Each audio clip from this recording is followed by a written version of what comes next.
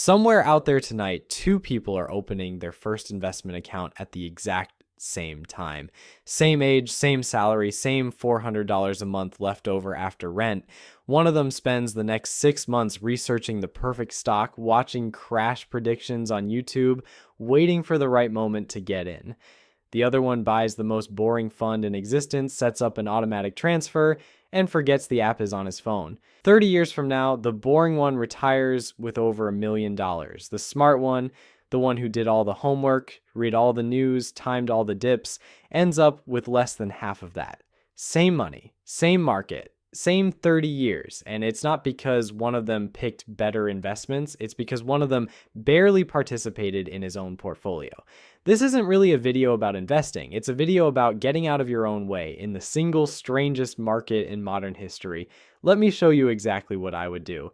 My name is Nick, and I spend way too much time thinking about money and why perfectly intelligent people keep lighting theirs on fire. If you've ever stared at an investing app for 20 minutes and then closed it because you had no idea what button to press, make sure to subscribe and hit that like button, because by the end of this video, you'll know exactly what to do with your money in 2026, in what order and why. This is the full guide.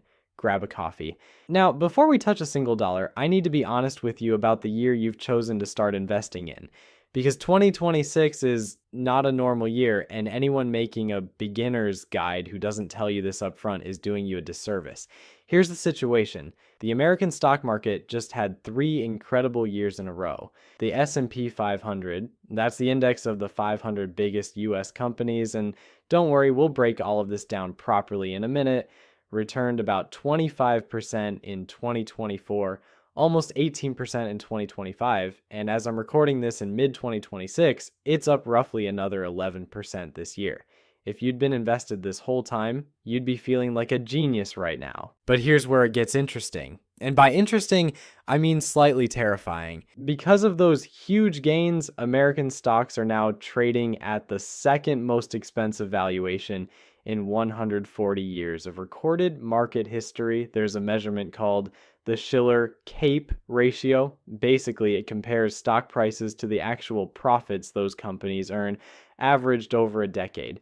The long-term average of that number is around 17. Right now, it's sitting at about 40.7. The only time it's ever been higher was December 1999. And if you know anything about what happened to the stock market right after December 1999, you understand why some very smart people are nervous. On top of that, the market has never been this top-heavy. 7 companies, Apple, Microsoft, Nvidia, Amazon, Alphabet, Meta, and Tesla, the so-called Magnificent Seven, now make up almost 35% of the entire S&P 500. 7 companies out of 500 are more than a third of the whole index. So when you buy the market in 2026, you're really buying a massive bet on big tech and artificial intelligence with 493 other companies along for the ride. And the people whose entire job is forecasting this stuff, they're not exactly thrilled either.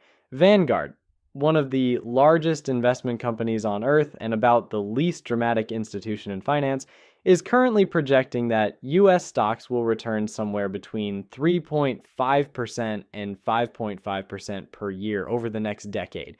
Not the 10% historical average, 3.5 to 5.5.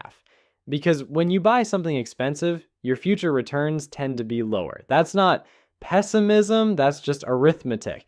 So at this point, you're probably thinking, cool, Nick, great pep talk. Sounds like I should wait for the crash. And if that's what you're thinking, I hate to be the bearer of bad news, but that instinct, that completely reasonable, completely human instinct, is the single most expensive mistake in all of investing. Let me show you why.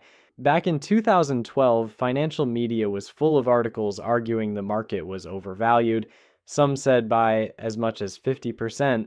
The S&P 500 was trading around 1,400 points. People waited for the crash. The crash never came. The market is now more than 4 times higher than it was then. The people who waited for the obvious correction didn't protect themselves from anything. They just missed 13 years of gains while standing safely on the sidelines. being right about valuations and poor about everything else. And here's the statistic that should permanently end the timing debate in your head. Over every single 20-year period in American stock market history, everyone, including the periods containing the Great Depression, the 1970s stagflation, the dot-com crash, 2008, and COVID, the S&P 500 has never lost money in real inflation-adjusted terms when you include dividends, not once. The market punishes impatience and rewards stubbornness, and it has been doing this consistently for a century. So, no, expensive markets don't mean you wait. They mean you stop gambling. They mean the boring, diversified, low-cost plan I'm about to walk you through goes from good idea to the only idea that makes sense. Everything in this video is built for exactly the market we're standing in. But before we get to the how, we need 30 seconds on the why. Because if you don't understand why you're doing this, you'll quit the first time the market drops 20%.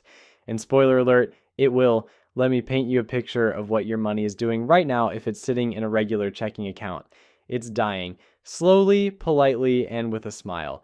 Inflation in early 2026 spiked back up to 3.8%, the highest it's been since 2023, thanks in part to an oil shock nobody asked for. Meanwhile, the average traditional savings account in America pays 0.38% interest. So your bank is paying you basically nothing, while everything you actually buy gets almost 4% more expensive every year. That's not saving. That's paying a storage fee for the privilege of getting poor. Run the real numbers. If you have $10,000 sitting in a normal account and inflation runs even at a modest 3% for 10 years, that money will still say $10,000 on your screen, but it'll only buy about $7,400 worth of stuff. You lost $2,600 and there was no crash, no scam, no bad decision. You just stood still. Standing still is the bad decision.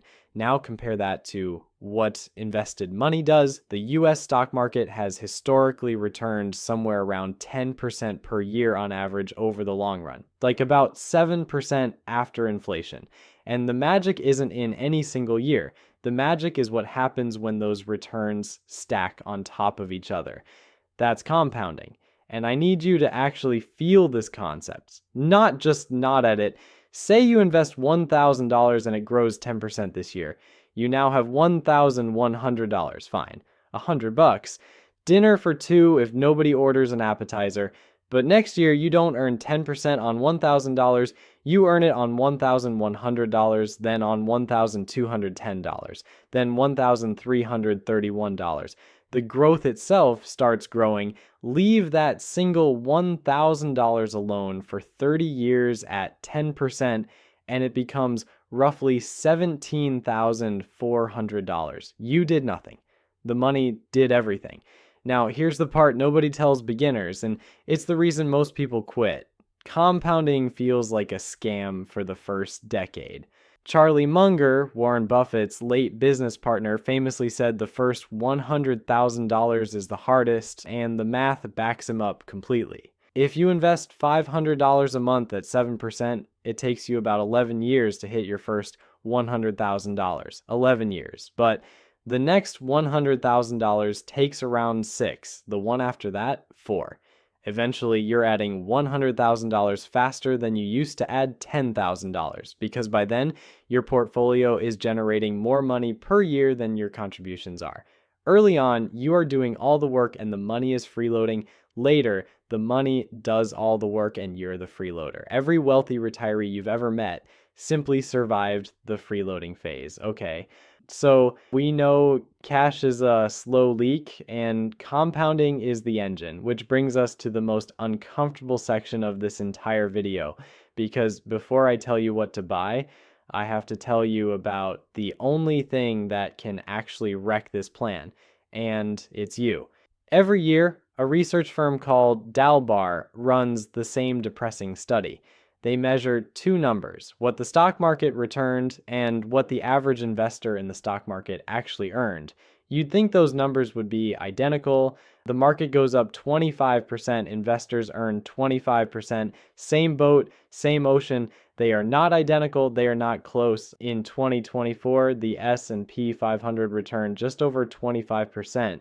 The average equity fund investor earned 16.5%. That's an 8.5 percentage point gap.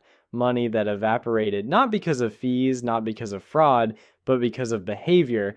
People bought after things went up, sold after things went down, sat in cash waiting for clarity, jumped back in late, and repeated this cycle like it was a fitness routine. The market handed everyone 25%, and the average person fumbled a third of it onto the floor.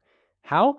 Mostly by doing what feels right, and in investing, what feels right is almost always wrong, because the entire game is rigged against your instincts in one specific brutal way. Here it is.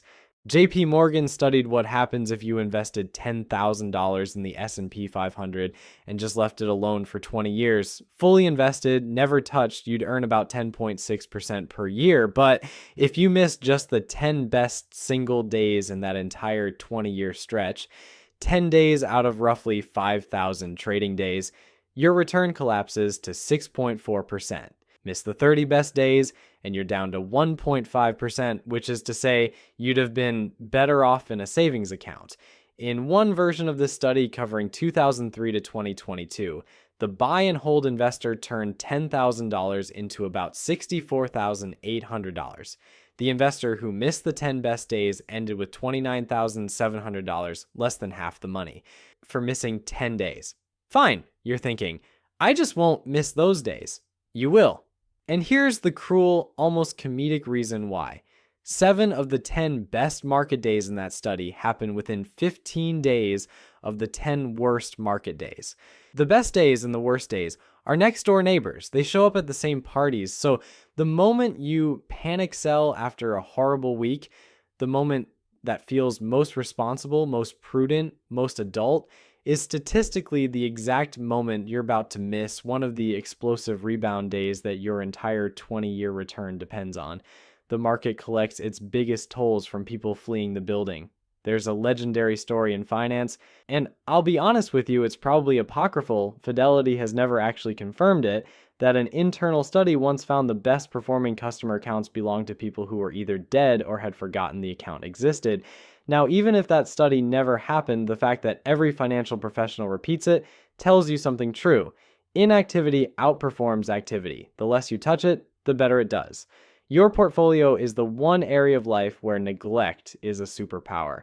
And if you need the other end of that spectrum, a study in Brazil tracked everyone who attempted day trading over multiple years. Of the people who stuck with it for more than 300 days, the committed ones, the ones who really tried, 97% lost money, only 1.1% earned more than minimum wage. A separate study in Taiwan found fewer than 1% of day traders were persistently profitable after fees. These aren't lazy people. They're often smart, motivated people working very hard to convert their savings into other people's savings. So here's the deal we're making for the rest of this video. Every strategy I give you is designed around one assumption: that you are a human being with human emotions who will absolutely panic at some point. We're not building a portfolio for the genius version of you. We're building one, the panicked 2 a.m. version of you can't easily destroy. Step 1 of that plan weirdly has nothing to do with the stock market at all. If I were starting from zero in 2026 before I bought a single share of anything, I would do 2 unglamorous things. And I know you want to skip this part. Everyone wants to skip this part. The people who skip this part are the ones selling their investments at a 30% loss 2 years from now because their transmission died. So stay with me. First, high interest debt. If you're carrying a credit card balance, I have genuinely incredible news for you, which is a weird thing to say to someone in debt. The average credit card in America right now charges between 21 and 24% interest. Americans are collectively sitting on about $1.25 trillion of this stuff. And here's the reframe that changes everything. Paying off a 22% credit card is mathematically identical to finding an investment that pays you a guaranteed, tax-free, zero risk 22% return. Let me put that in perspective. Warren Buffett, the most successful investor in human history, averaged about 20% a year over his career. Vanguard thinks the stock market might do 5% for the next decade, and you, sitting there with a Visa balance, have access to a guaranteed 22%. There is no fund, no stock, no crypto coin, no real estate deal that reliably beats paying off your credit card. None. So every dollar of high interest debt gets destroyed before serious investing begins. The general cutoff I'd use, anything above about 7% interest, kill the debt first. Below 5%, like some older car loans or student loans, you can reasonably invest alongside it. Between 5 and 7, honestly, that's a coin flip. Do whichever one helps you sleep. Second, the emergency fund, 3 to 6 months of essential expenses sitting in a high yield savings account. Not a regular savings account paying 0.38%, a high yield one which in 2026 pays around 3.5%. Because the Fed is still holding rates at 3.5 to 3.75%.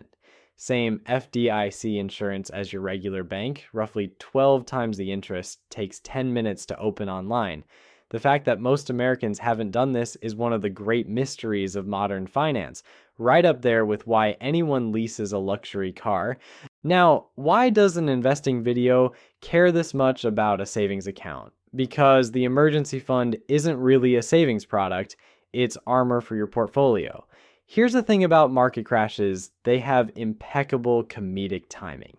They love arriving in the same season as your layoff, your medical bill, your busted water heater, and if your investments are your emergency fund, you'll be forced to sell at the exact bottom, converting a temporary paper loss into a permanent real one, and missing those neighbor of the worst days, rebound days we just talked about.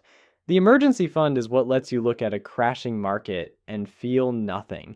It buys you the most valuable asset in investing, which is the ability to do absolutely nothing.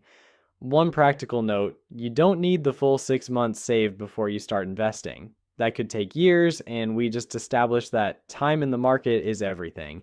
Get 1 month saved as a starter buffer, kill the toxic debt, grab your 401k match, which I'm about to explain, and then build the rest of the emergency fund in parallel.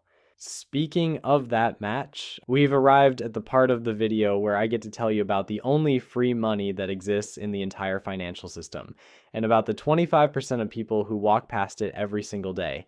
Okay, so here's something that confuses every beginner, and it's not your fault, because the industry names things like it's actively trying to lose you. An account is not an investment. A 401k is not a thing you buy, it's a container. You bucket with specific tax rules, and the investments go inside the bucket. Same investment, different bucket, wildly different outcome, because the buckets decide how much the government takes. So before we pick investments, we pick buckets in order. Bucket number 1, the 401k, but only up to the employer match. This is the account you get through your job, where money comes out of your paycheck before you ever see it. And most employers offer a match. Commonly something like, we'll put in 50 cents for every dollar you contribute up to 6% of your salary, or dollar for dollar on the first 3%. I need you to understand what that actually is. If your employer matches 50% of your contributions, that is an instant, guaranteed 50% return on your money the day your contribution lands, before the market does anything. There is nothing else like this anywhere in finance. Buffett would weep, and yet about 1 in 4 workers doesn't contribute enough to get their full match. Collectively, Americans leave roughly $24 billion of this free money on the table every single year. The average person who undercontributes forfeits around $1,336 annually, which compounded over 20 years is about $43,000. $43,000 declined mostly because the enrollment form was confusing. The system isn't even hiding this money from you. It's sitting in the open with a sign on it, and HR sent you 3 emails about it that you archived. So that's non-negotiable step 1. Log into your 401k portal this week and make sure you're contributing at least enough to capture the full match. In 2026, you're allowed to put up to $24,500 of your own money into a 401k. But for now, just hit the match. Bucket number 2, and this is the one almost nobody knows about, the HSA, the health savings account. If your health insurance is a high deductible plan, and a huge chunk of plans are these days, you qualify for what is quietly the most tax-advantaged account in America. In 2026, you can put in up to $4,400 as an individual or $8,750 for a family. And that money is triple tax advantaged. The money goes in untaxed. It grows untaxed. And it comes out untaxed for medical expenses. Every other account in existence makes you pay tax at the entrance or the exit. The HSA somehow has no doors. Here's the power move most people miss. An HSA isn't a spending account, it's a stealth retirement account. Most providers let you invest the balance in index funds. So you invest it, pay today's small medical bills out of pocket, save the receipts, and let the account compound for decades. After age 65, you can withdraw it for anything. At that point, it just behaves like a regular retirement account, except you also have a folder of 30 years of receipts you can reimburse yourself for, tax-free whenever you feel like it. It's the only account where the IRS just loses on every front. Use it. Bucket number 3, the Roth IRA. This one you open yourself online at any major brokerage. Takes about as long as ordering a pizza. In 2026, you can contribute up to $7,500 a year as long as you earn under $153,000 as a single filer, where the phase out starts. The Roth deal is simple. You pay tax on the money now, it grows for decades, and then every penny, like including all the growth, comes out completely tax-free in retirement. Think about what that means for a 25-year-old. You contribute $7,500 of already taxed money today. 40 years later, it might be worth $110,000 plus. The government's cut of that growth, zero. You paid tax on the seed and got the entire tree for free. This is also why the Roth is the single best account for young people specifically. You're probably in the lowest tax bracket of your life right now. Paying taxes today at your career's cheapest rates in exchange for never paying taxes again on decades of compounding is one of the most lopsided trades available to a normal person. As a bonus, your direct contributions, not the growth, just what you put in, can be withdrawn anytime without penalty, which makes the Roth a surprisingly forgiving account for someone nervous about locking money away. Quick side note, because you'll hear these terms, traditional accounts are the reverse deal. Tax break now, pay taxes later in retirement. Rough rule of thumb, lower income or early career, go Roth. High income and peak earning years, traditional starts winning. If you're under 30 and not earning six figures, Roth, and move on with your life. Bucket 4, back to the 401k beyond the match, working toward that $24,500 cap if your income allows. And bucket 5, once everything above is maxed, the regular taxable brokerage account. No special tax breaks, but also no limits and no rules. Your money is never locked up. And even here, the tax code is gentler than people think. Hold an investment more than a year, and the long-term capital gains rate applies, which in 2026 is literally 0% if your taxable income is under $49,450 as a single filer, and 15% for most people above that. So here's the full order of operations. The part of this video worth screenshotting. 1. 401k up to the match, because nothing beats free money. 2. Destroy debt above 7% interest, because nothing else guarantees you 22%. 3. Finish the emergency fund 3 to 6 months. 4. Max the HSA if you're eligible. 5. Max the Roth IRA. 6. Keep filling the 401k. 7. Taxable brokerage for everything beyond. That order alone puts you ahead of the vast majority of American investors, and we haven't picked a single investment yet. Which, fine, fair. The buckets are built. Let's talk about what actually goes in them. And why the answer is going to feel almost insultingly simple after everything Wall Street has spent a century telling you. Let's start with what I would not do, which is pick individual stocks. And I want to give you the real reason, not the vague, it's risky hand wave, but the actual math, because once you see this number, you can't unsee it. A finance professor named Hendrik Bessembinder did something nobody had bothered to do.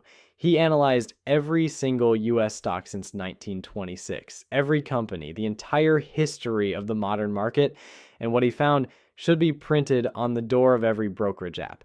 4 out of every 7 stocks, the majority, returned less over their lifetime than 1-month treasury bills, less than the most boring, risk-free government IOUs in existence. The majority of stocks ever were not worth buying. So where did all the market's legendary wealth come from? From a freakishly tiny minority. Just 86 companies out of tens of thousands produced half of all the wealth the stock market has ever created. The top 4% of companies account for all of it. The other 96% combined collectively matched treasury bills. Let that reframe what stock picking actually is.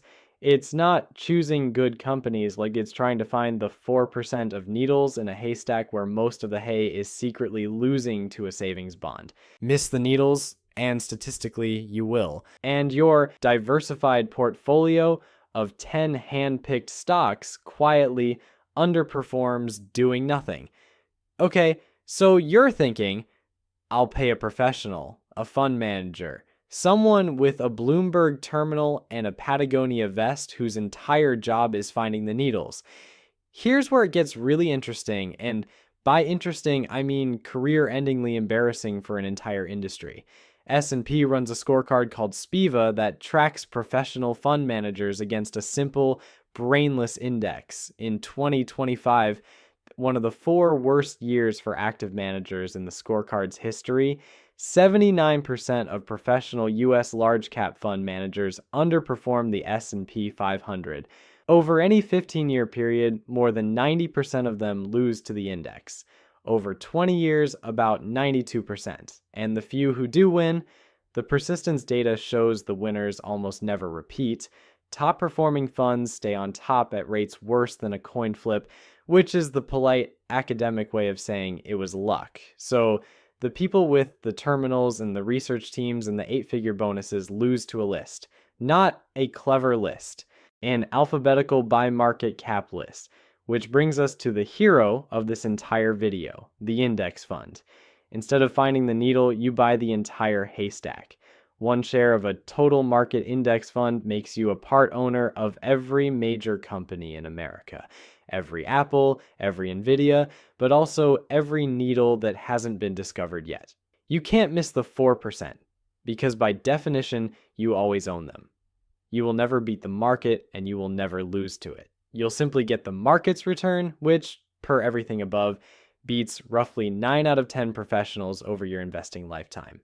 Mediocrity, it turns out, is elite, and the price of admission is the punchline. Let me name actual names because beginners deserve tickers, not vibes. VTI, Vanguard's total US stock market fund, costs 0.03% a year. VOO, just the S&P 500, also 0.03%. Fidelity's S&P 500 fund, FXAIX, 0.015%. Fidelity even has FZROX, a total market fund that costs exactly 0.00%. They run it for free as a loss leader. Meanwhile, the average actively managed fund charges somewhere near 1%, and plenty charge more. Nick, who cares? 1% is nothing. Let me show you some math that might genuinely upset you. Take $100,000 growing at 7% for 30 years. At a 0.03% fee, you end with about $761,000. At a 1% fee, same money, same market, same 30 years, you end with about $574,000. That one little percent quietly consumed $187,000, a quarter of your wealth, gone. Not to a crash, not to a mistake, but to a line item you never looked at. Fees are the only thing in investing that compound against you with absolute certainty, which is exactly why the industry prints them in font size 6. Now, one more option, and it's the one I genuinely recommend to anyone who wants to think about this for 0 additional minutes. The target date index fund.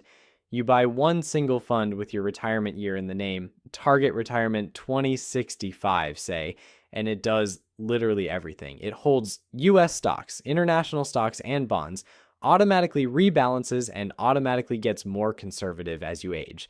It is the entire rest of this video in one purchase for about 0.08% a year at Vanguard or Schwab. One trap, though, because of course there's a trap.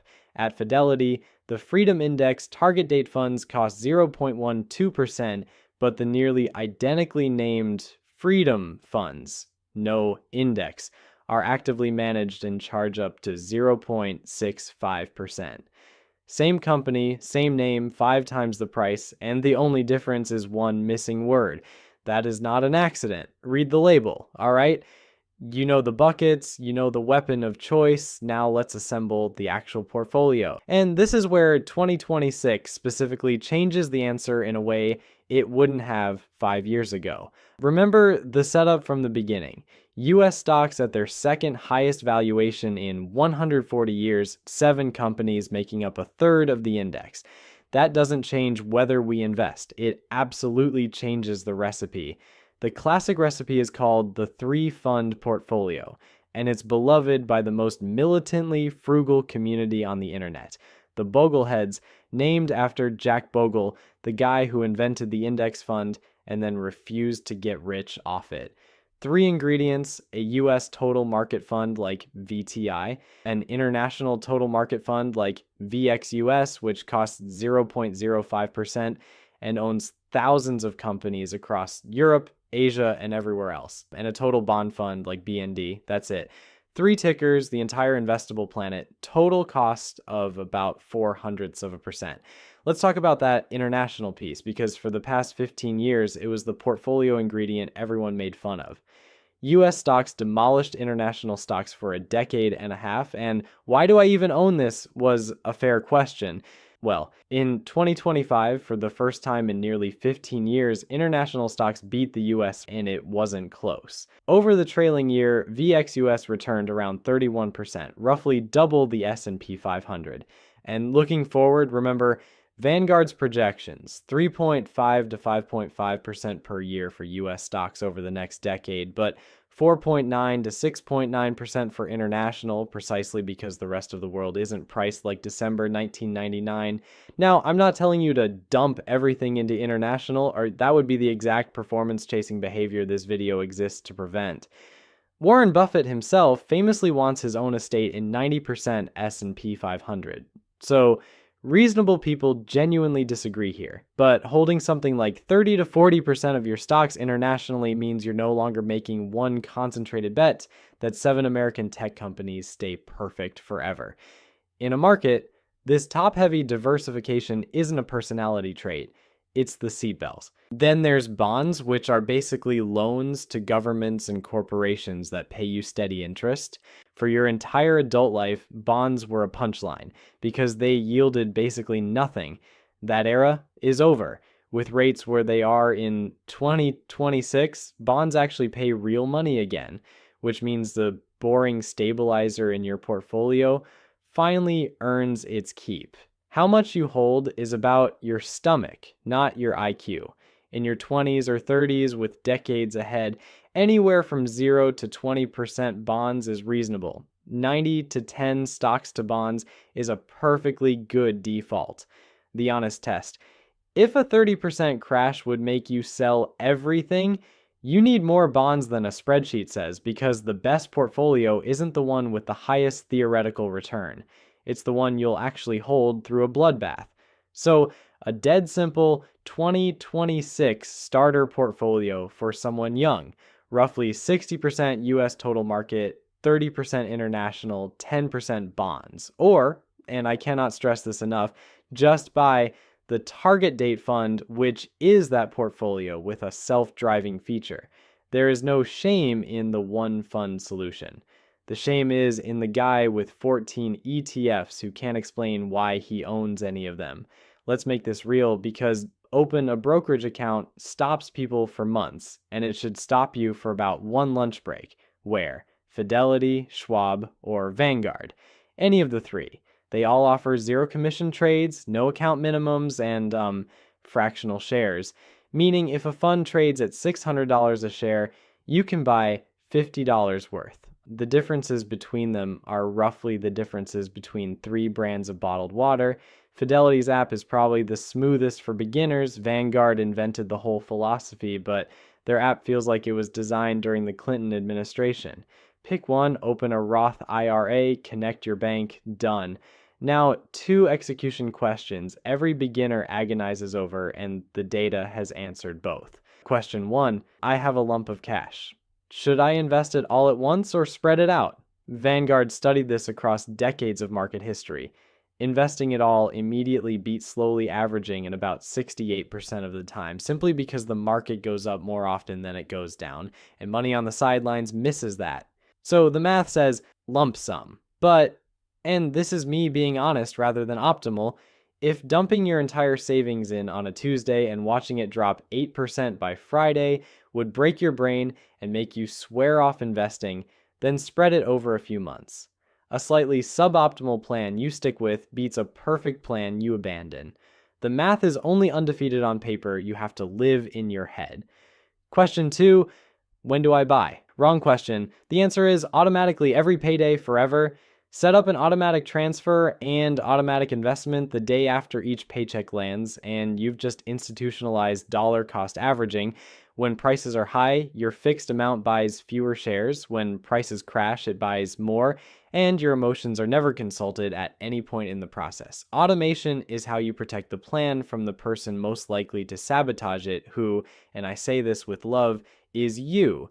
The greatest investors of our generation aren't geniuses. They're people whose transfers cleared on the 1st and the 15th, regardless of what the news said. Then once a year, pick your birthday, pick New Year's, whatever, you spend 20 minutes rebalancing. If your target was 60/30/10 and a hot year turned it into 70/22/8, you nudge it back, which quietly forces you to sell what got expensive and buy what got cheap. That's the entire maintenance schedule. 20 minutes annually. People spend more time managing their fantasy football team, and that's genuinely the whole machine, which means we've reached the part of the video where I have to protect you, because the moment you start doing this right, an entire industry of people will materialize to help you do it wrong. Theory's great, but let me make this concrete, because I think watching the whole system run start to finish for one realish person is worth more than another 10 statistics. Meet someone we'll call Sarah. She's 27, makes $62,000 a year at a job with a 401k that matches 100% of the first 4%. She has $3,800 on a credit card at 24%, about $1,200 in checking, a 2014 Honda she refuses to apologize for, and until this morning, the financial strategy of don't look. Month 1, Sarah does exactly 3 things. She sets her 401k contribution to 4%, which is about $207 a month from her paycheck, and her employer immediately matches it with another $207. That match alone is $2,480 a year of free money she was previously donating back to her company out of politeness. Second, she opens a high-yield savings account paying 4.4% and moves her $1,200 into it as a starter buffer. Third, every other spare dollar she finds about $450 a month after some honest budget surgery goes at the credit card. By month 9, the card is dead, and here's what that actually accomplished. Killing a 24% debt was the single highest returning investment available to her on planet Earth. Better than Nvidia, better than Bitcoin's best year, guaranteed. Months 9 through 18, that same $450 a month builds her emergency fund to about $7,000. Call it 4 months of her essential expenses, earning 4.4% while it sits there doing its real job, which is making her unfireable from her own financial plan.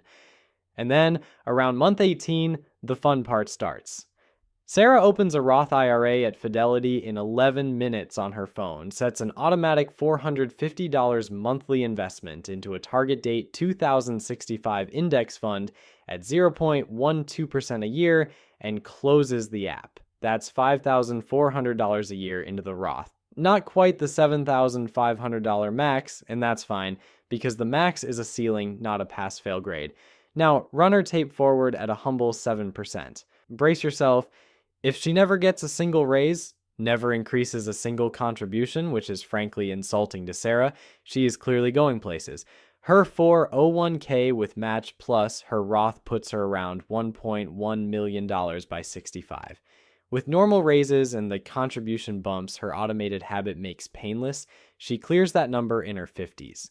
Total time invested in managing this empire, roughly 20 minutes a year plus the 11 minutes it took to set up. 18 months ago, this woman had a credit card balance and anxiety. The plan didn't require her to become a different person. It required 3 decisions and a direct deposit form. That's the whole trick. And it's exactly because the trick is this simple that an entire industry exists to convince you it isn't. Which brings me to the part of this video where I save you more money than everything we've covered so far combined.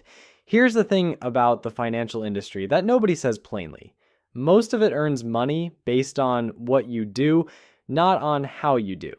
Activity, products, and complexity pay their bills. Your returns do not. Keep that lens on, and the following 4 traps become almost funny. Trap 1. The 1% financial advisor. Plenty of advisors are lovely people who will meet you at a nice office and manage your portfolio for just 1% of your assets per year.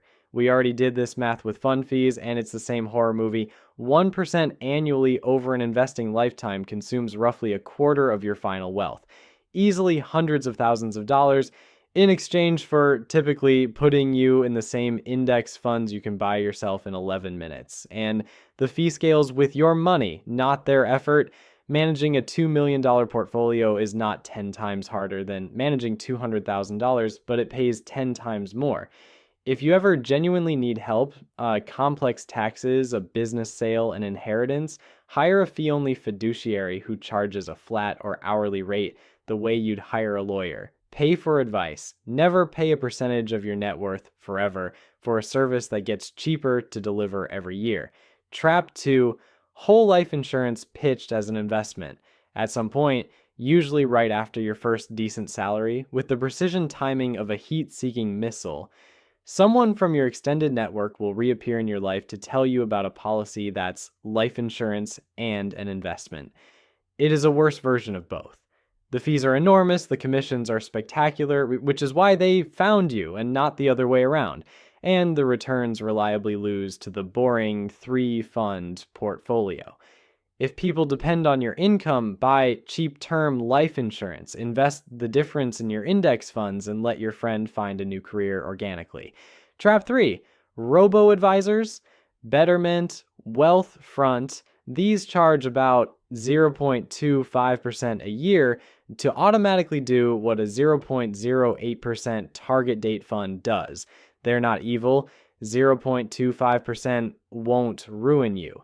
And if the app's polish is genuinely the difference between you investing and not investing, fine, it's a defensible training wheels tax. But understand what you're buying. A nicer interface on top of the same index funds at 3 times the price of the one fund solution. You now know enough to not need it. Trap 4. Crypto. And let's handle this honestly rather than smugly, because 2026 has provided the perfect case study. Bitcoin hit an all-time high around $126,000 in October 2025. As I record this, it's trading around $67,000 to $71,000, down nearly half in 8 months, with billions flowing out of the Bitcoin ETFs in record streaks. Now, plenty of people who bought years ago are still way up, and I'm not here to tell you Bitcoin is going to zero because I don't know, and neither does anyone on the internet yelling about it in either direction. Here's what I'd actually do. Nothing until the entire foundation we built today is finished. Debt gone, emergency fund full, match captured, Roth funded. After that, if you still want exposure, cap it at something like 1 to 5% of your portfolio and mentally classify it as speculation, not investing. An asset that can lose half its value while you're deciding what to order for lunch is not where the rent money or the retirement plan lives, it's the casino annex, and the casino annex gets casino money. Notice the pattern across all four.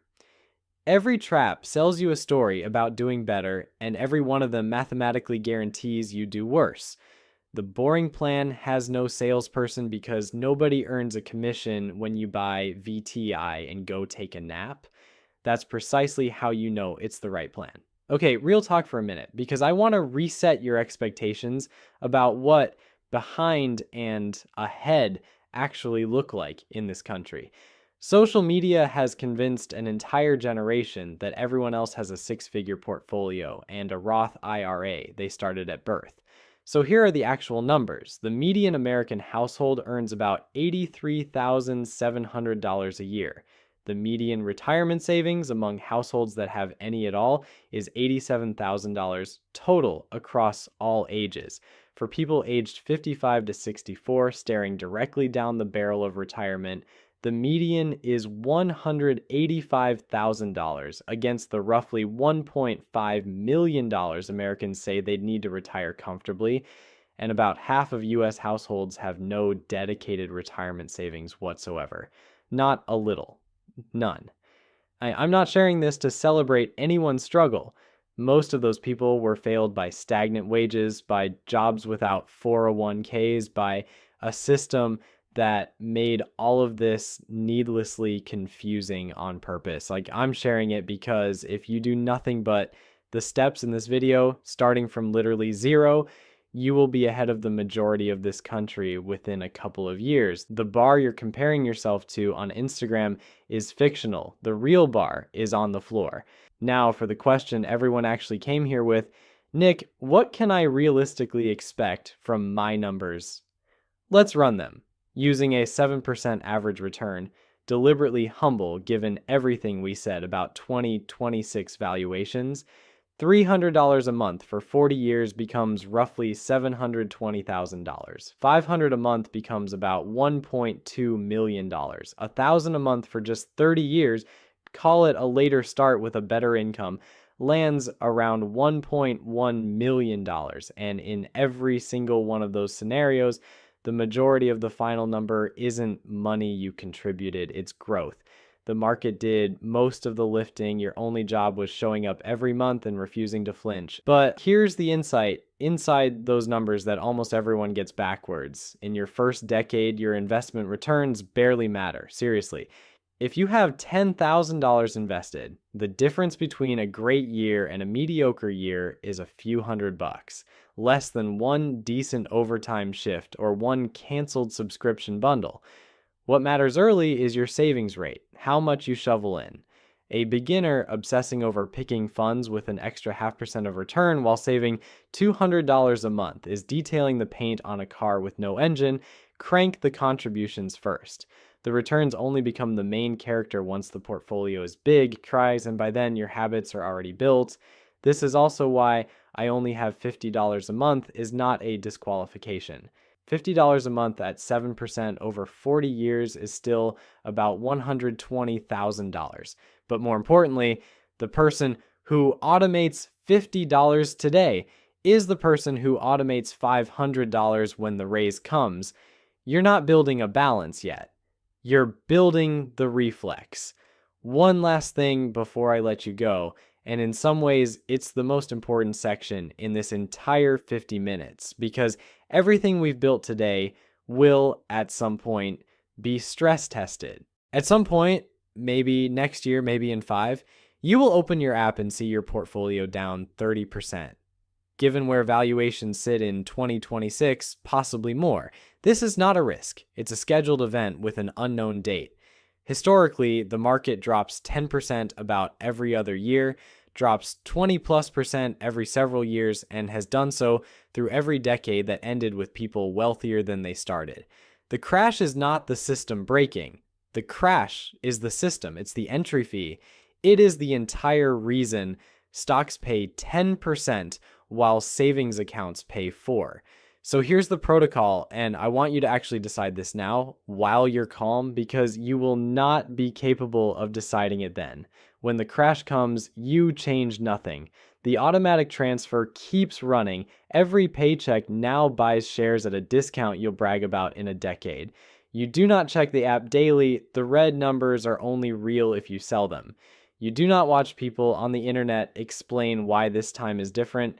They said that in 2008, in 2020, in 2022, and every time different eventually looked exactly the same. New highs and a lot of regretful sellers. And you remember the one statistic from the beginning of this video: the best days in the market live next door to the worst ones. The people who get destroyed in crashes are almost never the ones who held. They're the ones who left and missed the recovery. Write it down somewhere if you have to. When it crashes, I do nothing on purpose.